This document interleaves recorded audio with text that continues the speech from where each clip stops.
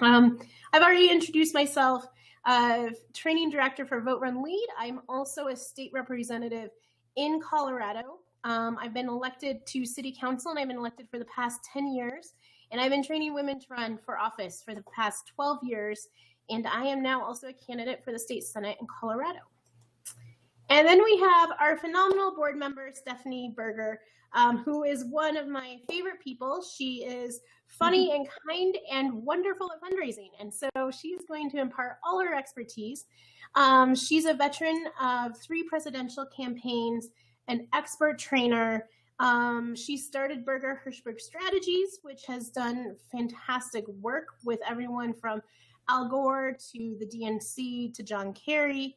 And so we are excited to see, to have Stephanie here today. She's also an adjunct professor at George Washington University, and she's going to be taking us away. So welcome, Stephanie. I very much appreciate you being here, and I'm going to hand it off to you now. Perfect. So I just want to say, first of all, thank you so much. I'm really honored, and for the people, I love the chat box. I just have to say it. I have to remind myself that I cannot be reading the chat box because I am doing the training. But I like this. This was not a feature the last time I did an online training, so very good. And I'm getting to see people from all over the country, which makes it even more powerful for me to know that, the stuff that I'm going to be talking to you about today is tried and true fundraising methods, but will work in so many different regions. But the first thing I have to say is that I'm honored to be a member of the board for Vote Run Lead. I love what they do. I love the reach they have.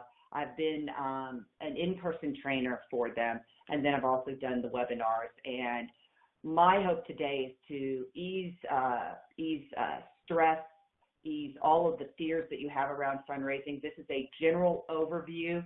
I know many of you are running for the first time or contemplating about running, and I know the biggest fear we have is not really knowing the information. Everybody has their passion.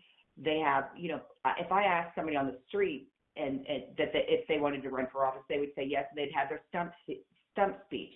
This seems to be the one area that really troubles and holds many women back. And so I've made it my mission, my life mission, to empower women and to do it through the skill set that I received, which was by the divine, whatever you believe, this was fundraising. I always had a passion around politics since I was young. I was door knocking for the first woman that ran for mayor of Houston, Texas. I'm from the South, if you haven't been able to tell yet. And I always loved politics, but I did not wake up saying I'm going to be a fundraiser. I don't think anybody does that. I don't think it's like a natural fit. So any questions you'll have for me, any of the fears, I'm asking you to put them aside. This is a very structured, fundraising is a very structured and detailed game. And I'm going to teach you the skills. And if you can really be open to these, you will be able to fund any of your dreams. And I mean, running for office, any organization, any business. This is all a basic skill set. So we'll kind of dive in and get into it. I know that you'll be putting your questions up, and Faith will stop me, and I'll be able to elaborate. But this is real fundraising 101, and there's a couple of key elements that we'll go through. But it's just important to think about this as a challenge. If you have any kind of fight in you, and if you're running for office and thinking about running for office, I know you do, challenge yourself to get out of your comfort zone. That's what we're going to do today, and that's what you're going to be doing through the course of your election. So honored to be with you, and really have thought for a while about what I want to say during this course, and always open and available for questions. So let's get into it. I'm going to go to, let's see here. Oops. Going to my next slide.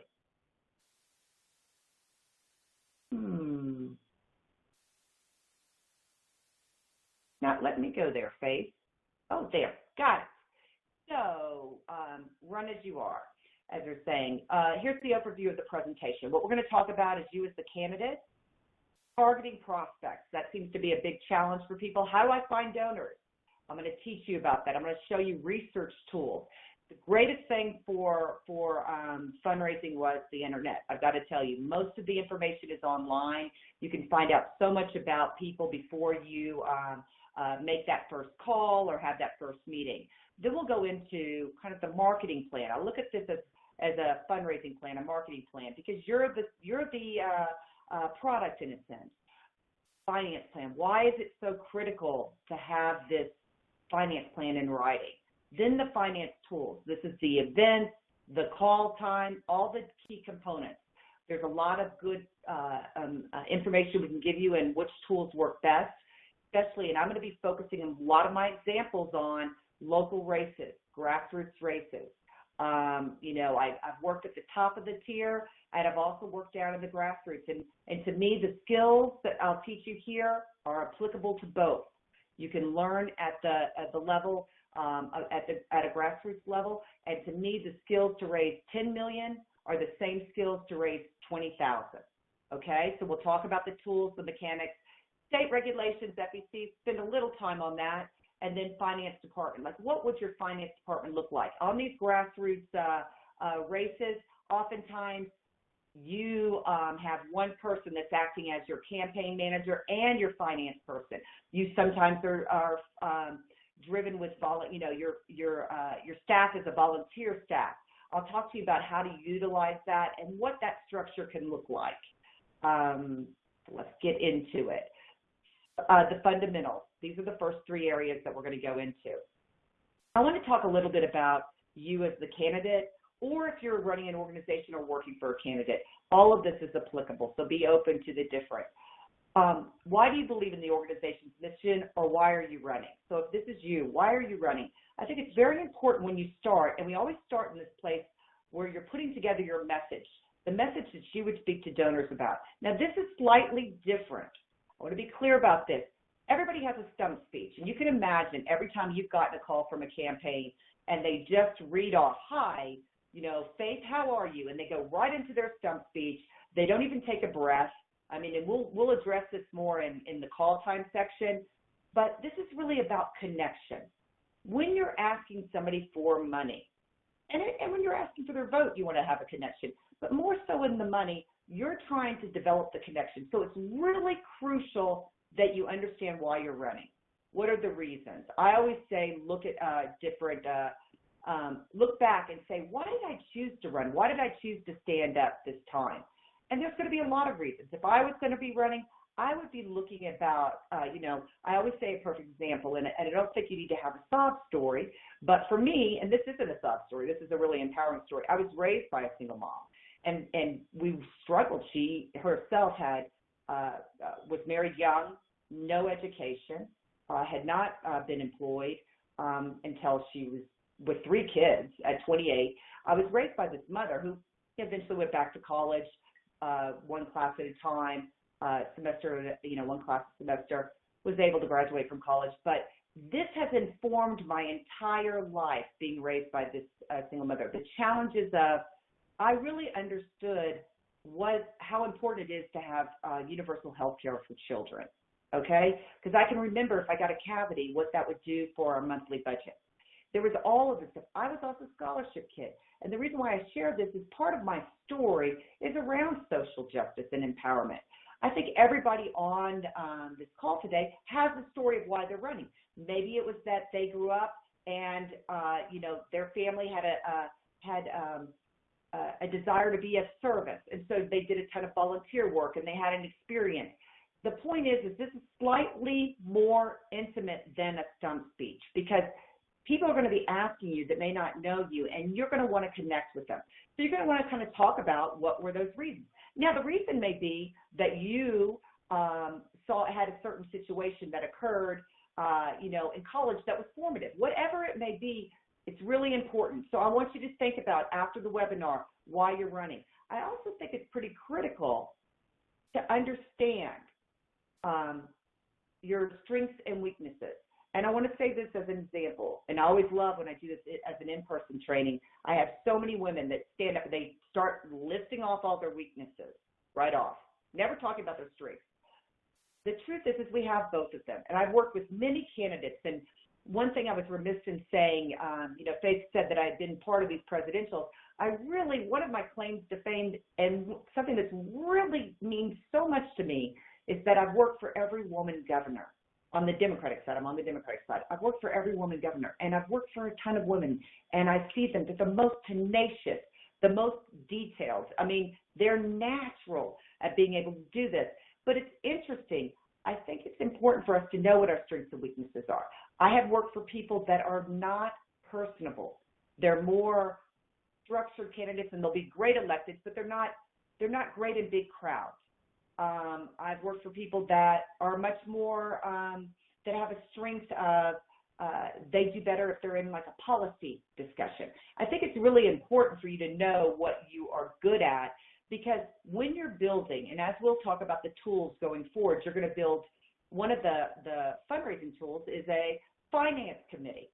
You want to shore yourself up with whatever your weakness may be. You want to shore up people around you that have those strengths. So it's really important to know yourself and to know those. When you're creating your fundraising message and marketing message, you also want to be able to express how you're going to win, why you're better than the alternative. So you have that deep story of why you're running, what motivated you. Then you pick 3 issues. This is where your stump speech, and there'll be other webinars on this, you'll pick your 3 issues. You don't want to have 10 issues, but you have 3 top issues. Maybe it's education, maybe it's healthcare, maybe it's, why I say education if you're running for school board, whatever it may be. You want to have those 3 issues, and you want to have those down, and then you want to have a personal story that's related to them. So it's very important in the beginning to have your what you're going to talk to donors about. And again, it's more in depth. And I can answer questions at the end. I don't want you to get hung up on this, because what you're going to be doing is it requires you going in meetings. There's no way that you're able to do to raise the money you need to raise just on your friends. There's very few states where you can raise the money that you need to raise just in that state, if you're running for a larger office. So if you're running locally, you're going to have to meet people that you don't know. And why knowing your story is so important is that it provides an ability to connect with people. And that's what fundraising is about. One aspect is connection. You're going to be connecting on the phone. You're going to be connecting about the things that mean a great deal to you. And people give to people that they feel a connection to. There's very few, and especially at this level, people are giving because they feel you share their values, especially at the grassroots level. They value who you are as a person. I find one thing, and we'll get into targeting donors, because before you target the donors, you really need to know what you're going to say to them and how you're going to talk about yourself. I really feel that where women are challenged more than men, I mean, think about this. Men come out and they're first to tell you every success they've ever had, and you're like, oh my gosh, please. But that's the way they are. Women are quite the opposite. They do not want to brag about themselves. So there's lots of ways in the beginning when you're doing this where you could say, I've always had a love for this, and while I was this, you could slip it in. But we've got to be able to put out our best selves and the reasons why we're passionate about things, and not fear that we're bragging or we're doing this, because people only have a limited time to connect with you. So take time, write down what you're going to say, figure out your script, and practice with people that are in your campaign, and you do the same things that you do when you are doing your stump speech. You're also practicing on how you're going to make the ask, and we'll talk about that. The next critical thing, so you've got a message, you've worked on that, you're assessing your strengths and weaknesses. What I mean by that is you're assessing where you connect best, whether it's one-on-one meetings, in larger groups, so you're assessing that. So you've got that message, and now we're going into the phase where we're going to target potential donors. So we're going to spend some time here, because this is the thing. This is your first list. So what I want to ask you to do is I'm going to go through each of these, and then I'm going to have you, and I'm going to talk in detail about them. But then I'm going to have you sit there, and I'm going to have you spend some time, and you should use this time writing down who would be the first people that I would call? Many of you may be in your race, but this is a really good exercise and process. And when I do an in-person training, I do a simulation around this where I'm having you write down. I'm having you write down what you would ask them for. So this is about targeting donors, prospects. And it's a real game between time versus money. Many of us do not have that much time. So we have our fundraising goals. And I will tell you, goals can be different for every state. But if you're running at a local race, a local level, and maybe you're running for assembly, in New York, I know those races sometimes are 200,000. But in another state in the Midwest, it could be 80,000. It could be 40,000. It's important to know what your fundraising goal is, because you are going to be putting a plan together that's going to get you above your goal. Because we know in reality, you put a goal out there, but you need to build a plan that's much higher, because not every person is going to give that you think. Not everybody's going to give at the amounts of money that you thought they would. They may give higher, but some will give lower. This is also, I always say, when you run for office, you figure out who your friends are, because you'll see people that you didn't realize that will step up for you in a way that you've never seen before. But this is simply a numbers game. You have a goal, we put a plan together, you implement the plan, and you get to the number. Some things come in higher, some things come in lower. It's a very organic process. And you do not sit there and get hung up on the no's. I call no's in my life a deferred yes. They may be a no right now, but they may swing back around to become a yes as we get closer to the election. So you're not hung up on that. You're not stopping yourself. You're not getting in the weeds. We as women, and I speak for myself because I'm totally type A, we as women, we can get hung up and in the weeds and overlook everything and micromanage everything. We've got to stay above this, and we've got to figure out it's the amount of people that we're meeting with. It's the amount of calls that we're making. It's all moving. We can't have a victory and then say, okay, whoa, we're going to sit back for a little bit. It's every day, day by day, one foot in front of the other. This is fundraising, one foot in front of the other, okay? So let's go into targeting potential donors. I'm going to have a little swig of water over in there. I'm up in Arizona right now, and I'm a little dry now. But so targeting potential donors, time versus money. The first place we go to, and I'm very honest always about this, and I know Faith will share also in some of the questions about, I can remember her first race and how she put all of this together. Time versus money. The first place you go to are personal friends, family, and close professional colleagues. This is the easiest money you will ever get. I call this the low-hanging fruit. And what I say when I do these simulations in person is people are amazed, and we'll go through this process, that once you open up, I have the Outlook, everything in Outlook. I have my whole list of everybody I know. I have a huge database. I can just go through and start making the list, and you start thinking about who would be on there. And what I see happen, which is a challenge, and I want to warn you about, and I want you to stay away, is that people will say, oh, no, they can't give right now, without asking. It doesn't matter. Right now, what I'm asking you to do is put people's names on a list. And you put them, and you'll know your different giving levels. Every state, every race has a different giving level. And I'm going to use, for examples here, as I'm going through, I'm going to use the level of people can give the max of $1,000 to a local assembly race. I'm just going to use that. So I would start to think of who are the personal friends, family, or close colleagues that could write the max amount. And I would just start to put them in a list, very methodical. I use Excel. I have their name, their first name, last name. I do email, phone, and I do what I would ask them for. Now, a lot of these people that can write 1,000 may be able to host an event for you. So you're always thinking about them in multiple ways. But if you do not write them down and they stay in your head, it does not come to fruition. I'm a big fan of write it down, make it happen. So I would start with all of my family members. Now, I've let you in a little bit on myself, telling you how I was raised. I think my family totally could put together maybe $1,000. I mean, I don't come from that. So you don't have to be wealthy to run. It's more of a numbers game. It's thinking about all of those also personal friends from where you went to school, if you have an alumni association, also if you're part of any if you're a lawyer and a part of bar association, if you're an accountant, part of an accountant group, if you are a nonprofit and there's a nonprofit advising group, what I would list all of the associations you have.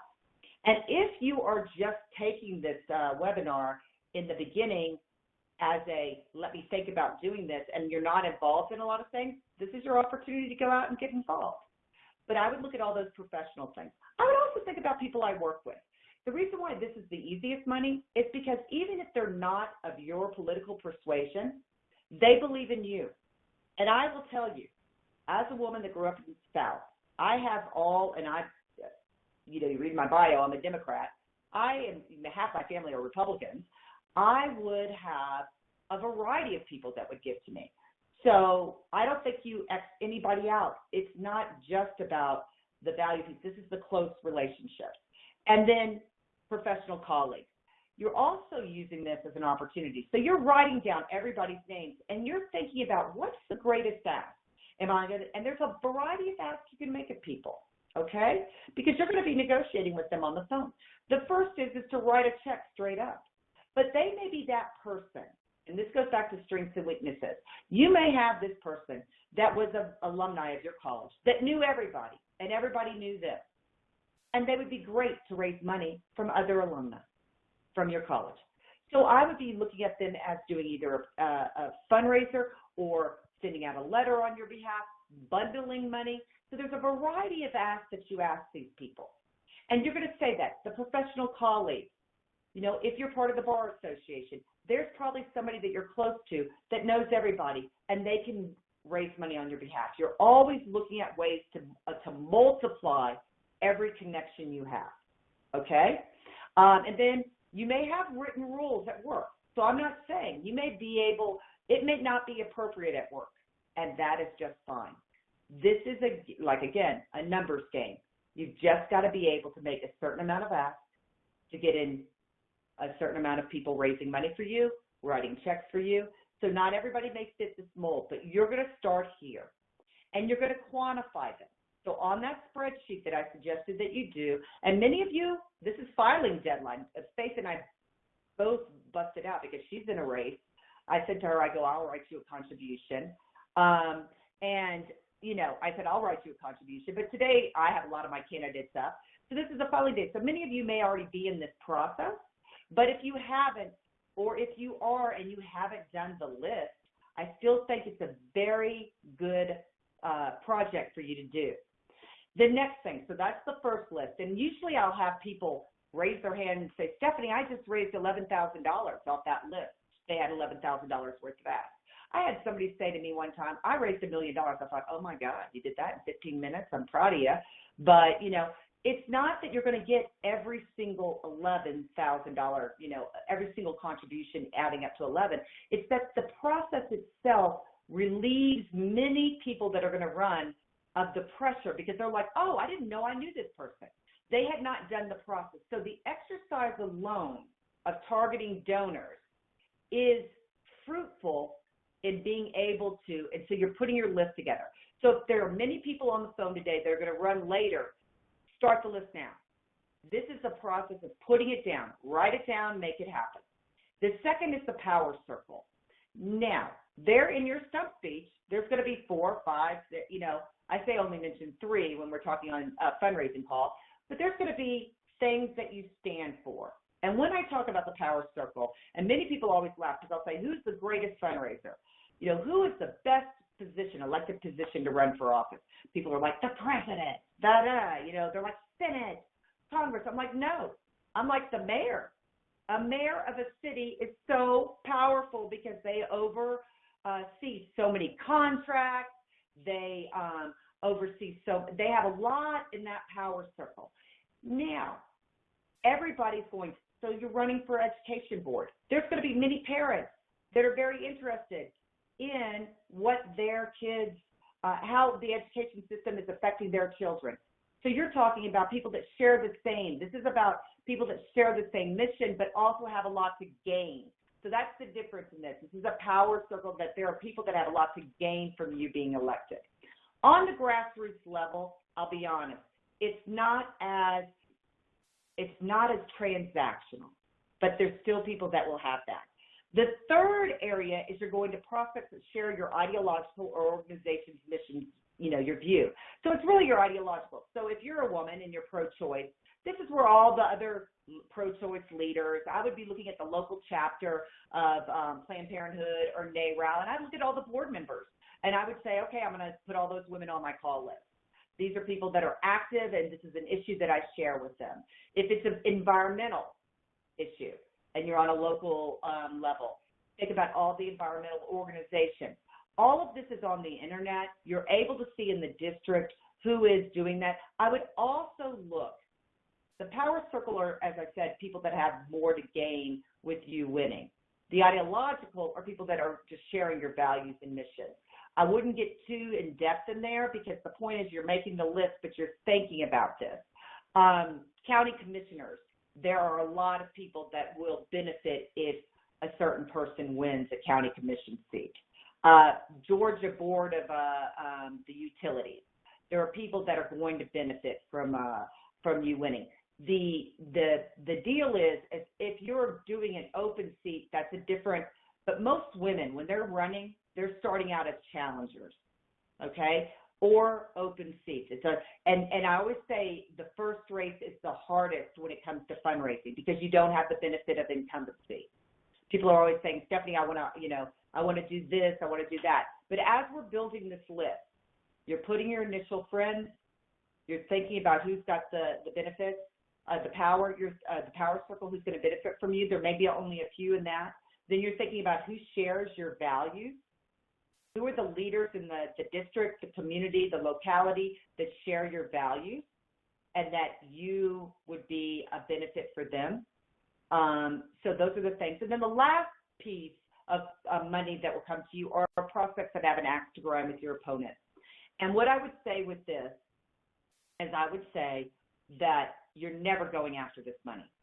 This is not what you're doing. You're not going out and searching these people. I always say this is like the jimmies on top of an ice cream. This is the stuff that comes. It's the special stuff, and you're doing nothing to get this. And I will speak from an experience that I worked for John Kerry, and I was his finance director, and I was going against, at that time, George W. Bush, and this was a race, and I'm telling you, people were upset about the war. I was getting all kinds of money online. I was getting all kinds of money. People were just upset about the war. So that was nothing that I had put in my plan. So you're not going to think much about that. And that was extra money, and I thought, wow, that's great. But I never thought about it. I never went after those donors, and it came to me because they had an axe to grind. So where you're going to spend your time is really in those, at the top there, the professional friends, the power circle, and then the prospects with the same ideological view. The people that you're going to know are in the first level that you're going after. The power circle and the ideological view, you may know some of them if you're part of Planned Parenthood. You may know some of them, but you may not. And so that's where you're going to be doing more of the cold outreach. Now, Stephanie, you have something you want to share? Yeah, I was just going to ask, so a lot of times, especially when you're first running, it feels really awkward that your first circle is friends and family and your close personal colleagues. How do you keep the authenticity of a relationship with people you love while you're also asking them for money? Can you talk a little bit about that awkwardness and how to deal with that feeling? Yeah, definitely. And you should also pipe in because you know it from firsthand experience. The thing about it is I think oftentimes there's an awkwardness that you perceive that it's not real. The truth is that many of your friends and your family are going to want to support you. The way that you ask them to do it is not in a threatening manner, and I never say ask anybody for money in a threatening manner, even though I always laugh. I live in New York now, and it's a lot tougher. Kind of environment. The truth is that the way that you keep it authentic is you say, this is something very important to me. I really would love for you to, whether it is write a check or raise $1,000 for me, and you can couch it in, this is hard for me to do. You're my family, but I believe in this so much. Most of your personal friends and family are going to know already that you're interested and that you want to do this. The thing about it is that if you do not ask, you don't give them the opportunity. But by asking them, there's a lot of gracious ways that you can do it. But I'm very mindful of always making sure you ask for a certain amount of money. I think the way that you do it, if somebody says no to you, you completely respect that and say, I completely understand. But I think there's an openness with your family and friends. The professional one is a little bit harder. You really want to do nothing that will harm you in a professional manner. So usually you have a close relationship with somebody in there. You're not going to blanketly ask people that you don't know in your profession, but you will find that there's so many people that will support you like they've supported you in a work situation. But Faith, you may want to speak a little bit to this as well. As a candidate, how did you overcome the family stuff? Yeah, it can be really awkward asking friends and family for money, but these people are invested in your vision. And remember, when you're asking for money, it's not for you as a person, it's not for new shoes for you, but it's in the vision of what you want to do for your community and how you want to empower your community. And your friends and family already believe in you, right? They would donate to you if you were running a 5K for MS, or they donate to your children that are selling popcorn or cookies or wrapping paper from school. And so they believe in you anyway, and they believe a lot in your vision. And so it's empowering for them to be able to support you in that way. And I actually have had friends in the past that were upset I didn't ask them, that were upset that they felt left out of what I was doing and building. So really, it takes practice, and these people love you, and this is one way that they're going to express their commitment to you and your vision. Yeah, and I think that you may not get full amounts from your family. You may not get what you think, but I just think there's also a level of intimacy with personal friends, family that you will not have with donors that share, that you do not know. And that's why I said it's so important to have what you're going to say. You have this intimacy. But what your job is to do is to make the ask. And this is where I'm really specific on this, and I always push on my candidates, because what they tend to do is tell me why they can't ask this person or what's going on. Or they're assuming and having the conversation with themselves before they've even asked. And so I think that was kind of poignant that Faith said, her friends were upset, in the beginning because they didn't ask, because she didn't ask, So don't make any assumptions. We know what the old adage is. You make an assumption, you make, I won't even say it on the webinar. But the truth is that you should be able to do it, but be honest with them.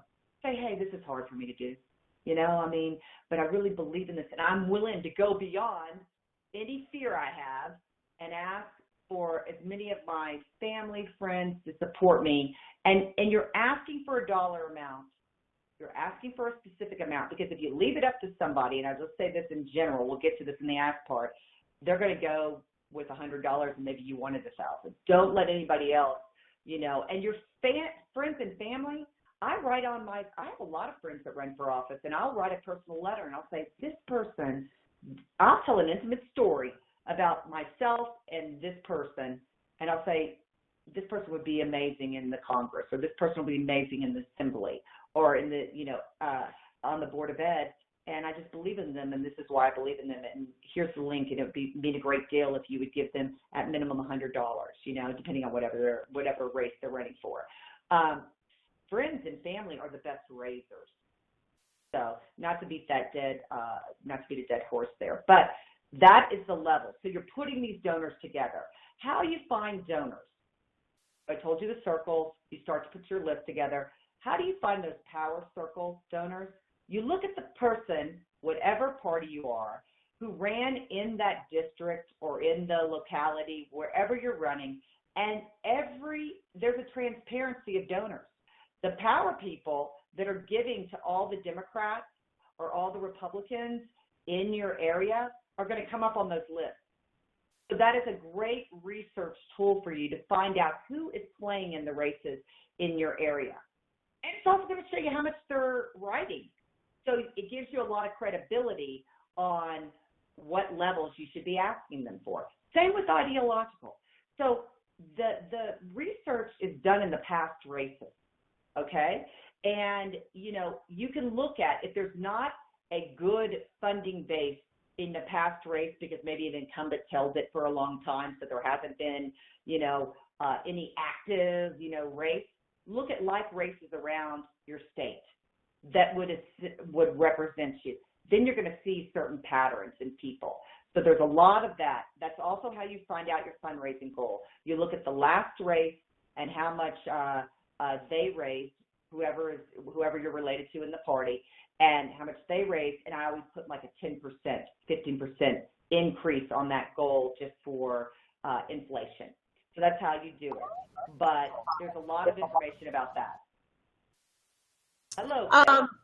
Hi, we're getting a lot of questions about where do you find out past donors for races? How and when do you use those lists for yourself to fundraise from? How do you do that one legally and ethically? Right, and how are you doing the research on these power donors? Sure. So here's the thing.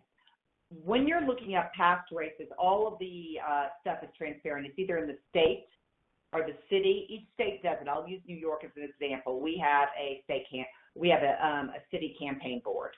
When you run, we have matching funds. It's a very interesting place to run in the city. There's all that information that is transparent. When you're running in a statewide race, there's also all the giving information that comes through states. You will go to your local party, and they will be able to tell you, how do you see that? Federally, there's FEC, which has every congressional race that you're running for. It will show all money that's given to the incumbent in the past race. Now, one thing I want to tell you is each of you should be taking we have it here in New York City, a campaign finance training with the local party. You go to that, they provide all your rules and laws. Rules and laws change state by state, okay? And I think it's very important. That's when I said FEC and state regulations. It's important to know your rules. One thing I will tell you federally, I could not pull down Congresswoman Nita Lowey from New York. I couldn't pull down her entire giving from last year and just start calling the names on it. You can't do that. That's not legal. But you certainly can look at there and see patterns. You can see people that maybe you know. There'll be patterns of people that are giving in certain areas, and you can call those people. You can do deeper research. You never pull up and just mail to the list. That's not legal at all federally. But you can use it as a research tool, and that's what you're doing. You're finding. When I say power circle, a lot of times in the power circle, I'll just use the federal example, but this is also for state assembly. And I want to be clear, it's PAC money. These are labor PACs. These are people that are, there's corporate PACs oftentimes that could be involved. There's a variety of PACs that are giving at the local level, state levels. But if you are not an incumbent running and you're an open seat running, this is harder money to get because incumbents that's the benefit of incumbency. That's why I say this is the hardest race.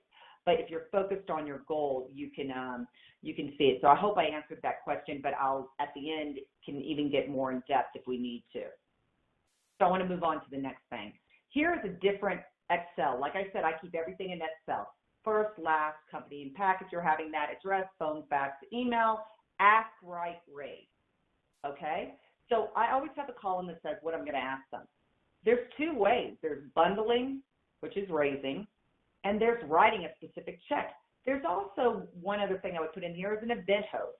I consider that raising as well. That would fall under raising.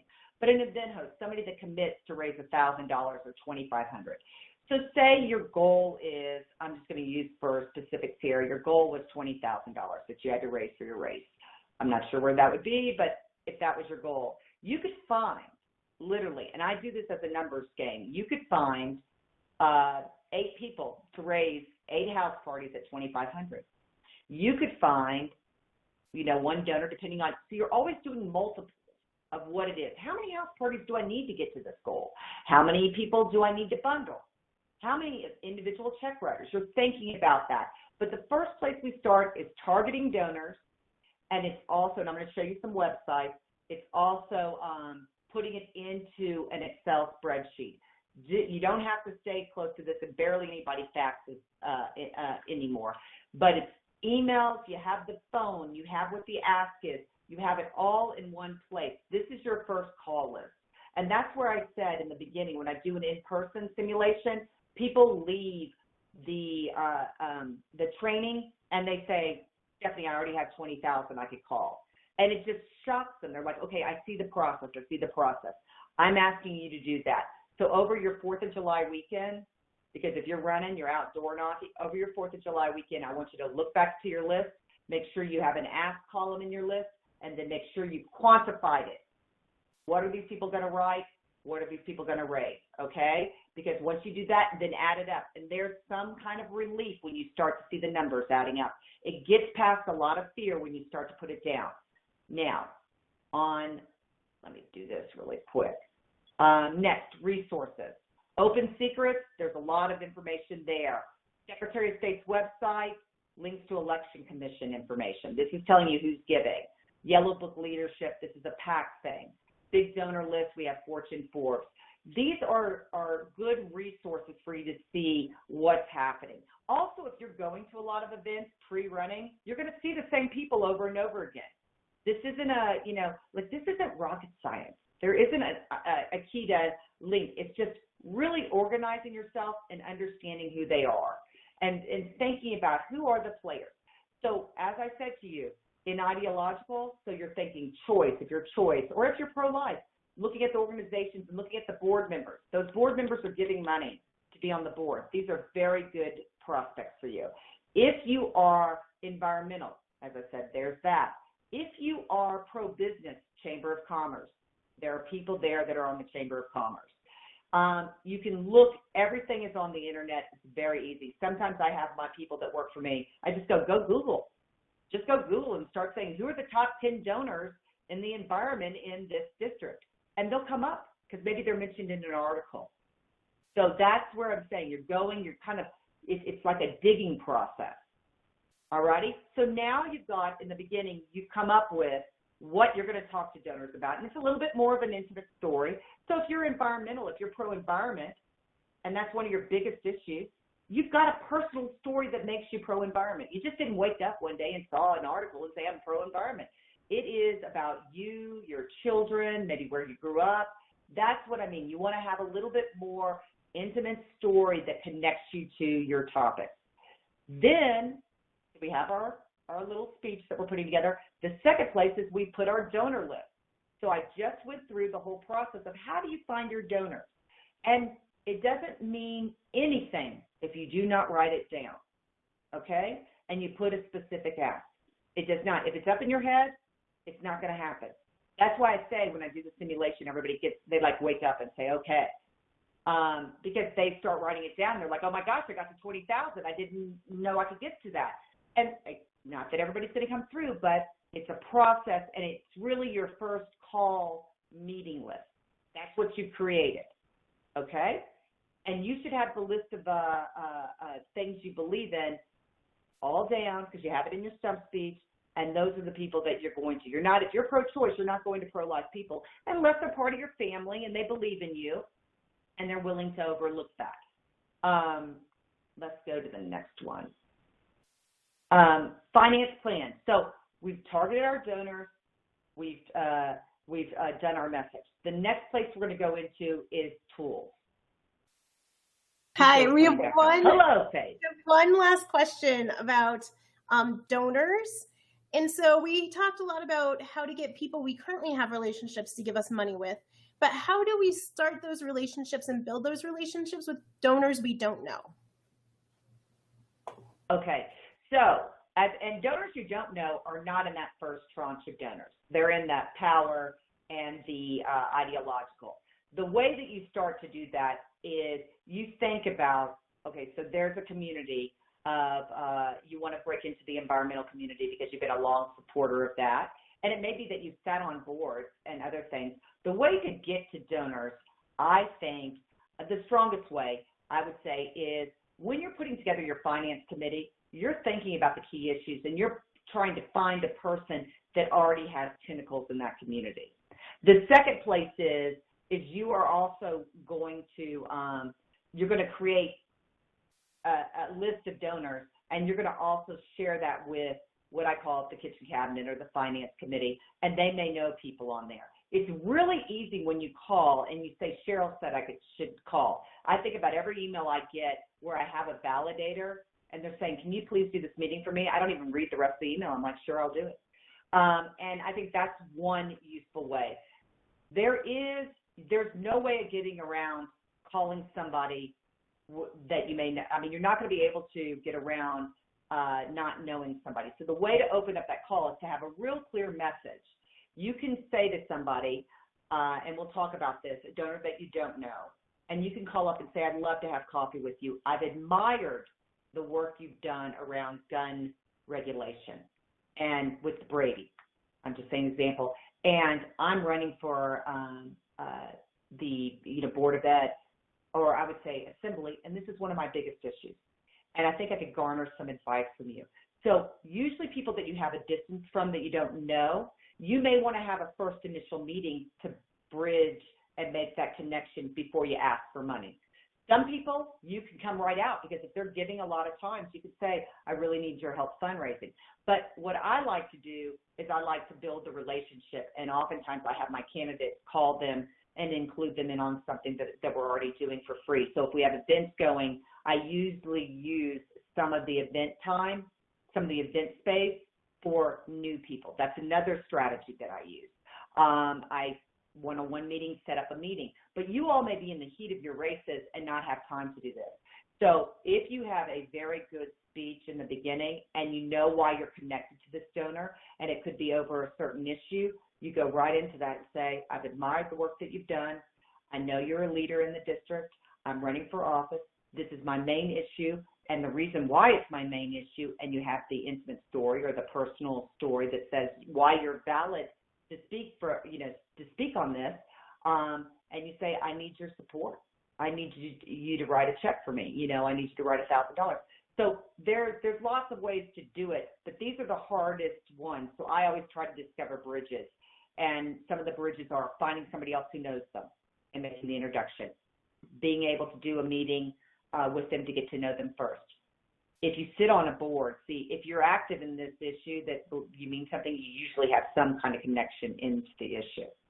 So you can talk about that. So there's a lot of ways, but a lot of strategies around it. So I hope that answered the question. Let's go on. We're going to start talking about finance plan. Okay. Oops. I got off there. Where did I go?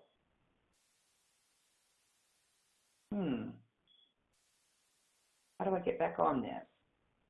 Okay, here we go. Sorry about that. Here. It's just giving me a little problems, my computer. Okay, so finance plan. Why is it important? This is what we're talking about. You're putting your plan together. It provides organization. It defines roles and responsibilities. It sets deadlines and goals. Many of you, if you're in the heat of the campaign right now, you have filing periods. That's used as an opportunity to drive money in. But this is telling you, most women, when they start to run, are in the beginning, they're on their own kind of, I call it a money primary. We've got to show, money shows whether you're credible. And so if you're running for an open seat, if you're running for a challenger seat, you're really in kind of a money primary. So this sets and defines goals. It tells you how many events you need to have. It provides credibility for your campaign. This is the other aspect where I said, on the list, you write it down, you make it happen. The same thing goes for a finance plan. It's not going to come to fruition in your head. You have to have this on paper. I also use Excel, many different ways to do this. Here's an example of one. I'm always looking at, in the different time frames you're looking at, okay, this is what goes on in September. In the federal filings, you have September 30th, June 30th, you have December 31st, and you have March 30th. And these are all the ways. Like today is a filing period. States have different filing periods. I know in New York it's July 15th. You will know when you have a filing period, but usually you have a couple of months and you're raising money. All of the press after that filing period is about how much you raise. In your finance plan, you are putting together a diverse plan. You're going to have events. You're going to have a call time section. You may do online fundraising, but for local races, I'm going to be real honest. You have a website. People can give to you online, but you're not going to be Barack Obama or any other elected official online. You're not going to drive money to yourself. And so the investment, you can't get by asking people for money. But you may have some stuff that comes online. You're going to do a variety of events, but this finance plan is keeping track of all of this. You may have some people that are bundling that aren't doing events for you. You're going to put it in there. You're adding up. You're measuring it. I always say commitment is not real until it's in the door. So y'all will want to do that. There is other tools, the tools that you use. So the plan really organizes the tools, okay? And when you have that plan, people are going to ask you, well, what's your goal? And you may say to them, well, I'm going to raise $20,000. And they'll say, great, how are you doing? And you can say, I'm already 50% of the way there. And I've got on my plan to do another 40 this quarter. And then last quarter, I know that's more about, GOTV and getting out there and meeting with donors. So I have 20 in my plan. The people would fall off their chairs. They'd be like, wow, you know exactly what you're doing. You've got your plan. How are you going to do that? Well, we have a variety of this. We have a variety of opportunities for donors to engage. And we have set these up, and then you can go through some of the things you have planned. I'd really like you to be a co-host of one of these. So the plan itself is a structured way to let you know how you're going to get to your goal. And it's also measuring you each quarter. Like you're going to say, well, my goodness, events at 2,500 are not working. All of these events in the first quarter came in at $1,000. I need to adjust my plan. I need more events at $1,000. It's also an ability for you to look and see what you're able to do. Last, there are different, and I want to be mindful to give everybody time to ask questions, but I like the way you're doing it, Faith, that you're kind of kind of coming in. Personal solicitation by the candidate, board, and surrogate. These are all the fundraising tools. Call time, finance committee, events, internet fundraising, direct mail, email, phone solicitation, marketing materials I'll go into, grassroots fundraising, and PAC solicitation. Some I'll spend more time on. Mostly I'm going to spend time on the board and surrogates, call time, and events. Those are the most important. A lot of people want to be in that PAC area and other stuff. Grassroots fundraising really comes into my events because I'm speaking to y'all in the framework of grassroots fundraising. Many of your races are that assembly, that state level, the Board of Education. You're starting in that realm. And so so most of my events, when I call them house parties, they're not, $1 million events. They're really focusing on what you need. So that's the grassroots fundraising. So let's go into personal solicitation. This is really call time. Turn your time into money. This is finance board committee, and this is the most important thing you can do in this personal solicitation is follow up, stay in touch, and build relationships, because there may be a chance that you don't win this first race, but you go out for a second time. All of these relationships you built in this race are all the foundation for your next race. They are investing in you, and I think that's an important part that Faith brought up, is that this is not about you personally and enriching your pocket. This is about you being a voice for a community or a district or a locality that needs a voice like yours and that they share your values. So if you can get it out of me personally asking and start to think of it more as a platform and that you're a representative of that, it becomes a little bit easier. There's nothing you're not going to win if you do not ask for money through call time or through an event or a direct ask. You can't just win like, I would love your support. You have to be very direct, and people respect that. They also see that as you having a value in the message that you're bringing. And I always say, thank you, thank you, thank you. Because I grew up in the South, my mother makes me write handwritten thank you notes. To this day, I still write them. It can be crazy, but I still write them, and people remember it. And you'll have your own personal way. Call time. This is where we're going to spend some time, because this is the biggest fear. It's asking those people, and it came up earlier when Faith was asking, how do you ask people you don't know? You know, you're going to be calling many people. It gets easier. The biggest way to do it is practice. Oftentimes in an in-person, and this is just a seminar class, you'll get in deeper as you go, and I suggest you take many other in-person trainings around this. But when you do call time, it's the biggest key, because you're sitting in one place and you turn it into a fun environment, but really, really respect the hours that you put aside. I tend to, with electives, and I have one right now running for a DA's position, and I tell you, I schedule no less than 10 to 12 hours of call time with her, and I think she makes 3. And I just had to be real frank with her. I go, you're not going to win, because you're not respecting the boundary of call time. So I encourage you all. Now, I'm not expecting her to do the 10 hours.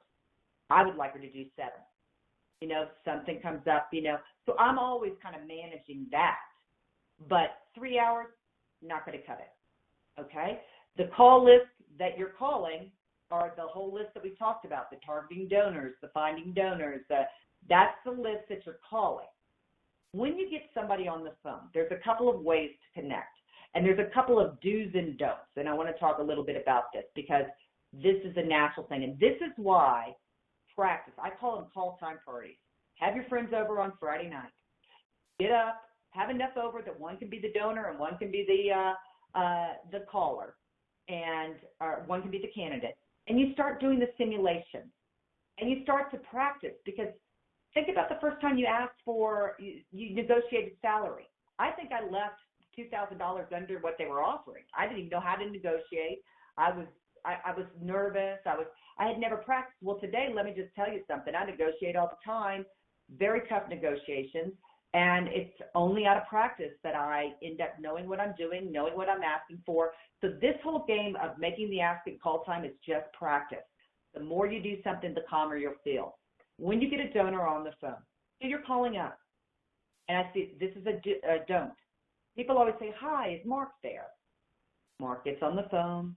They say, Mark, I just want to take a minute of your time. Do you have time? Never ask anybody if they have time. I never have time. Do you have time? None of us have time in our life. So you're not asking, can I have a minute of your time? No. Mark. Now, the good thing is to figure out, maybe somebody on the board knew them. So think about this. Whenever I get somebody on the phone, and they call me up and they say, Stephanie's there. And I get on, I'm like, hi, this is Stephanie. And they say, listen, Cheryl suggested I call you. Changes the whole tenor. So you always are trying to find some connection, but you're not always going to have it, okay? That's one way that changes. Next thing is, Mark, hi, this is Stephanie. I really admired the work you've been doing around. And you start talking about what's something they're doing. I really admire the work you're doing on the PTA. So say you're running for, I want to use an example of you're running for Ed Board. I've been seeing you, both our kids go to school at blah, blah, blah, blah, blah. So if you have a connection that you both go to school, say you call somebody up and you say, I was noticing you went to Villanova and so did I. Boy, Villanova, and you say something. You're trying to find an opening piece that connects you. That's what you're trying to do. Then you say, I wanted to call you because you are as passionate about this issue as I am, and I've taken a step beyond anything I ever thought I would do or ever thought I was comfortable with, and I'm running for office. And I know you're a leader, and then you go through it. So see right there, you've broken it down, you've made a connection. So you make your case on why you're the best, okay? And then you make your ask. But what you do not do, so another don't, is don't get on the phone and then just go down as if you're reading. This is where practice comes in. If you're reading a script or you're like, blah, blah, blah, blah, blah, blah, blah, blah, don't do that. Get conversational. Figure out the connection points. Now, there may be people that are, I've never in my whole history, maybe once or twice, and I've been doing this since I was young, for many years. I don't have any direct hang-ups. I think that's the biggest fear, is that somebody's going to hang up and go, I'm not giving you any money. I haven't really had that many. It's because I'm researching and I have my right list, and most people aren't of that level, you know. The very big dues. You go through the process, you make the ask. To raise money, you have to ask for money. And I think, and you have to ask for more than you think they can give. And I'm not saying somebody that only gives $250, you ask for $10,000. I'm not saying that at all. I'm saying somebody at $250, you're asking for $500 because you're in a negotiation. And you ask. And then what you do is something you never do. You stay silent. You wait for their response. I love it. People hate silence. This is where practice comes in. Allow the silence to be there because they're thinking at that time. Now, if you come in and say, well, 500 may be too much for you, so why don't you do, 350? Oh, well, if that's too much, you can do 250. You're not negotiating with yourself. You're letting them. And as you practice your ask, I think it's very important for you to do an ask that comes from who you are. I'm always like this. I always say, it would mean a great deal to me if you would consider making a $250 contribution. And then you're silent. Another way you can do it is, I'd be grateful if you'd invest in the campaign by making a contribution of $500. You know, another way to do it is, I really need your leadership. Would you consider making a contribution for $500? Those are 3 different ways that I just came up with off the spot. You come up with what feels comfortable for you. I like the word gratitude. Use it often. I believe in it. I always do my gratitude list. That's what so I use that a lot. You know, and then I'm thanking them like they're heroes, but I'm also mentioning the contributions. So if they say, I think I can do that, you go, great. Most people are going to negotiate with you and say, I can't do 500 at this time, I can do 250. And you say, that is amazing. And then I want to ask you one more question. Is there other people you think I should be talking to about this? And he'll say, let me introduce you to 3 people. Or, no, I know I can do 250. Send me the information. You say, thank you so much for the 250. You're repeating it 3 times because that cements in somebody's head. And then you're following up directly after with your link to your campaign with the information for 250. If they say you're going to be asking people for events, so you say to somebody, I'd really be grateful if you do an event like you did for Mary Ann and her raise and raise me $10,000. If he says, I'm taxed right now, I don't think I can do the $10,000. Say, could you possibly do $5,000 and I could find 2 other co-hosts at $2,500.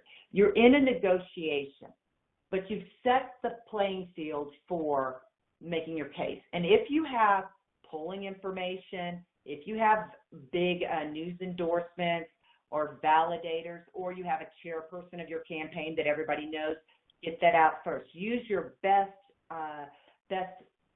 foot forward. Go to the next. Finance and board. This is really beneficial to you, and I don't care if you're running for dog catcher. You can put a team of people together as your kitchen cabinet. These are good validators for you, but these are also people that could be making the ask. You want to multiply yourself. The way to do that is to put a finance committee together. It increases ability for outreach, opens doors. It's also, you can share the big target list. They're adding names to your target list. They're telling you who they know. They have their own target list. They're going through their process. It decreases the pressure on your time. It helps you be able to reach that. I always put goals on my finance committee. I say, to be on the finance committee, I use it for different ones, $10,000. It could be $1,000. You're asking. So that's a level of money. You're asking people to raise money for you. You recruit this committee carefully. Treat each member like you would like to be treated. I think there's nothing better than thank you. Give members the recognition they deserve. Listen, I never take credit for $1. Even if I'm raising it, I'm like, this was great. This came from the committee. I'm always passing out kudos to everybody because I think it's important and it's also motivating. Play it straight with members. Think of them as your kitchen cabinet. So when you're like, so today is filing day. You could be saying to them 3 days from now, I'm about $5,000 short for the filing. These people will go get it for you. That's why you're putting this group around. They are solvers. They have tentacles. And you ask them to do call time. I sometimes have them come in and do call time with my candidates because my candidates, nobody likes call time. So I think it's fun if they bring one of their, so I use it as a tool. Bring another one of the finance committee members there that's really good on the phone, and that's going to inspire. Nothing about competition inspires. Another thing I do is I let the candidate know, and you should know how much you raised in that call time. Follow-up. Each candidate should be followed up with email follow-up, as I told you, after calling, invitation, contribution cards. You're always giving them marketing material. If you leave a message, I emailed these people that I leave messages for. I just left you a message, wanted to set up a call to speak with you. So I try to set up calls. I'm trying to do different things where I'm connecting, but I'm also including marketing materials about my race. I always put together a one-pager on a lot of my candidates. You will decide that says the most important thing. You know, you're selling yourself as a product. I also do weekly calls with my board. Fundraising tools. I'm going to talk about events. This is the one that is an area that can be kind of a pitfall. This is a great opportunity to cultivate donors. This is what I said in the beginning. If you don't know certain people, you may ask somebody to put together a mix and mingle where some of these people can come, or a meeting. If it's at a law firm, this is how you're going to get to know donors faster, but you're also using it as a fundraising event. So I always use my events. I give an excuse. This gives an excuse for people to contribute. I always have a realistic ticket price, and I build a host committee, so I know I can get to that. So if I have to raise $10,000, I'm thinking of, 8 people that can do $2,500, because that'll get me definitely to my goal, because not everybody makes the goal. And I'm really understanding of that. I just want people to do the best they can, but I'm always trying to get to my goal. I do it through a host committee. I do it through other people that'll raise. I set a realistic budget. This is why I said this is a pitfall. Everybody wants to do the big kickoff event. They have a certain vision about it, and then they spend all of their money and they have nothing at the end. That is not a good fundraising event. So coordinate the timing of the event. Look for a significant draw. This is a way that you're going to cultivate donors, and then you also have donors that are giving to you. Think of a significant draw. If it's environmental, think of one of the most, I was about to say gregarious environmental scientists, and sometimes that doesn't compute, scientists. But think about somebody that is a player in that community that you are trying, so a significant draw. Or maybe it's another elected that's endorsing you that everybody likes. You will find, that's always a very good piece. I have everybody pay up front. 75-80% of my money is up front before I go to the event. Harder to collect money after the event. So those that haven't paid, I know exactly. I have a list on a card, and I'm going to them and getting the money as a staffer. I'm making sure everything's there. And allow time to plan. I think a good event is planned within a month. Okay, so 4 weeks. Be creative. Make something personal about you. So say I have one person that I do a salsa event with Nydia Velasquez in New York. She loves salsa. I do the salsa event. Now everybody wants to come to the salsa event. You've got somebody that's from Louisiana, and I grew up in Louisiana, Houston, so crawdad bowl, so crawfish bowl. That's something you would do down there. Local things that are about you. Or if it's a school event, some sort of event where people could be bringing their children. So these are examples of ways to do it. But the pitfall is spending too much money on it. The fundraising event is to raise money, not to spend money. Online fundraising, I think for most local races, you just need a presence of a website, a place that you can do it. You can do messages to your list, but it's really about prepping them for your call time, meaning you're doing them about specific issues and things like that. It's not an online fundraising, so nothing's going to get past the events and call time and the direct ask to donors, especially in this first race. Basically, I say the strongest online programs are really in the presidential. They don't even go down to the Senate and other places like that. So be mindful of not falling into that pitfall. Here's different. Always have click to contribute very high. Direct mail, again, direct mail is a longer process to pay back. Now, on many of your local races, you're going to be doing mailings. That's great. That's for political. But direct mail to get money, longer process. It may start coming in after your election. We don't have time for that. You have to make the ask.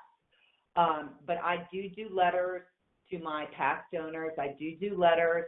So I call it, it's not really traditional direct mail, but I'm engaging with my donors online. I'm engaging with, if they're an older set of donors, I'm mailing things. Most people are online and they're giving online.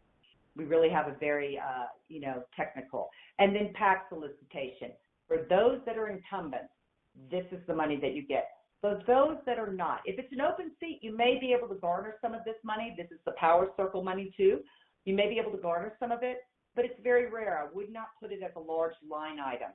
Really, your large line item in your fundraising plan are going to be events and call time. Things like that will go in there more than just a PAC fundraising strategy. Marketing materials, very important for you to know, you to have kind of a marketing piece on yourself, on why you're running, and make it about what Faith said, not about you, but the platform you're running on. But you may have a reason of why, like you're a strong advocate and president of the PTA, and that's why you're running for education board. You've had kids in the community, so maybe you have a piece that talks about your participation in the community, a picture of you and your children, things like that. You're using it as a marketing piece. And I say any press clips, any big validators, people that have endorsed you, any polling information, listen, I want to be honest. I've made marketing materials out of nothing, okay? Meaning no polls, no endorsements. I will use whatever I can. And I think for any of y'all taking the plunge to run, you have enough information on yourself to be able to put a marketing piece that you can share with somebody. Sometimes people want information on you before they give a contribution. This is the way. So any press clips, things like that. The mechanics, prospecting charts, prospecting timeline. Very important in your finance plan to have weekly cash flow projections, contribution tracker, what's coming in. This is all really housed in your finance plan. Why I said, people say to me, Stephanie, I have $100,000 in commitments. And I'll be like, how much do you have in? 20,000. I go, really? To me, you have 20,000. Where are the other 80,000? When is it coming in? What have you? And this shows you in your finance plan what's real. When you're about 6 weeks out from an event, and somebody said they're going to raise you 2,000, you went to the event, you only got 1,000, and there's still 1,000 out 6 weeks out. That to me is not coming in. Now I'm going to still go for it, but I'm going to start to make different plans. So you're definitely doing that. And then databases. I said there's a lot of free databases, a lot of people that run for office in GP. I started out talking to you because I want to talk real. You may not want to invest in money up front like this. You can save a lot of money by doing your own Excel database, or there's some that are free. The point is that you need a place where your donors are housed, okay? Not in your head, written down with ask, with what you're going to talk to them about. And you need a place for it that's very uniform, very clean. Fundraising is a lot of details. That's why I'm saying the plan is detailed and your lists are detailed. And then know your laws, and we talked about this. It is all available for you, local, city, state, federal. Federal's FEC, state is state regulations. You can see Board of Elections, city and local. They also the state Board of Elections will talk about city and localities. There's different giving levels. In New York, we're the most complicated. We have city levels, we have state levels, we have certain race levels, and then we have federal levels. So I feel like I had to have a graduate degree to figure this out. But all of those law pieces, and I would really be thoughtful about who you're going to have be your treasurer. Try to find the best person that has the most experience, and maybe you can't, but do your best and have them.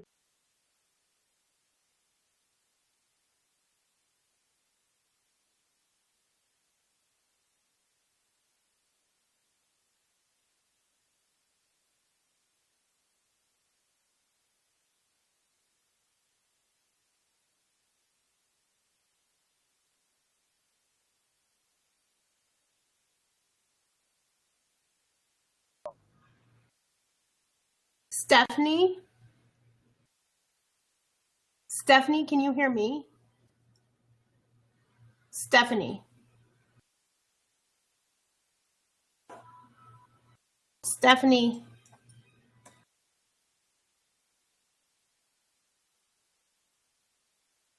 can you hear me? Can you hear me? We can't hear you either.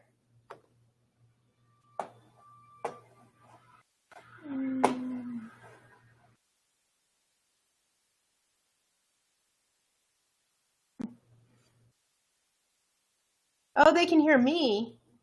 Stephanie, did you accidentally press something?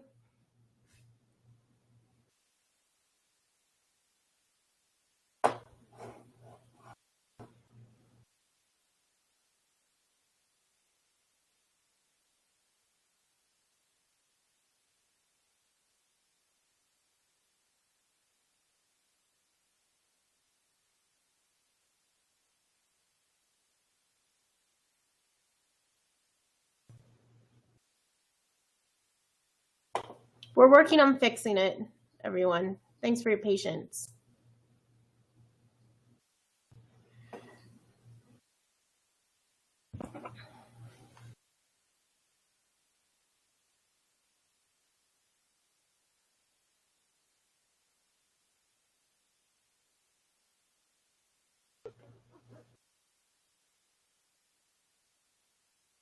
We're working on it.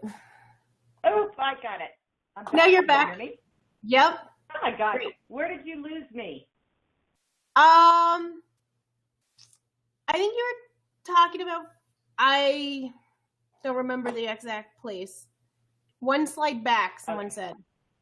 Okay, great. Okay, good. My apologies, y'all. I didn't even know that I was off.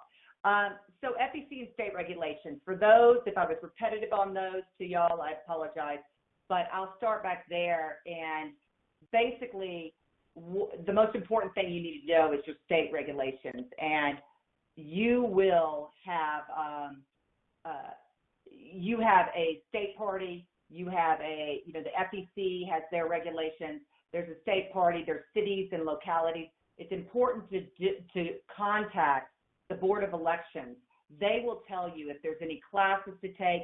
When you're identifying your treasurer, I spoke about this, it's important for you to be able to pick a person that may have experience. If they don't, have them go to these classes.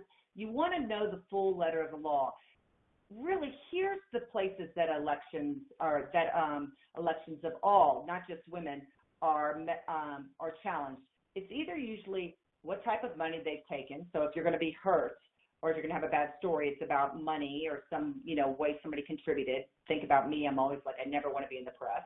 And the second is scandal, usually a sexual scandal, which I'm just going to tell you, women that's rarely in their portfolio. So these are the two areas. So it's good to have that treasurer and to know your laws. And we had a question about that, so I wanted to make sure we discussed that.